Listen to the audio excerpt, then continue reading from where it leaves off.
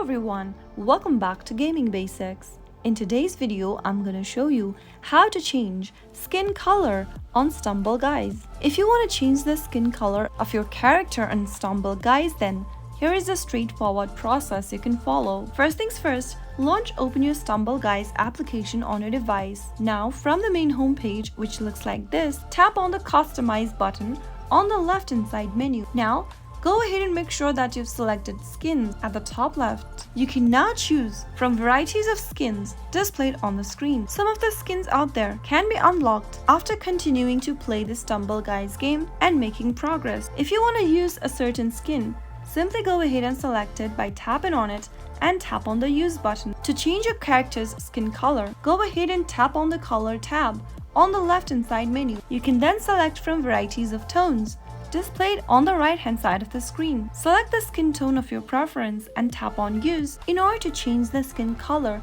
for your character. So that was how you can easily change your character as well as their skin color on Stumble Guys. If you found the video to be helpful, go ahead and give us a thumbs up. Don't forget to subscribe to our channel by hitting the subscribe button. Press the bell icon so that you'll never miss another upcoming upload from us. I'll see you again in the next video.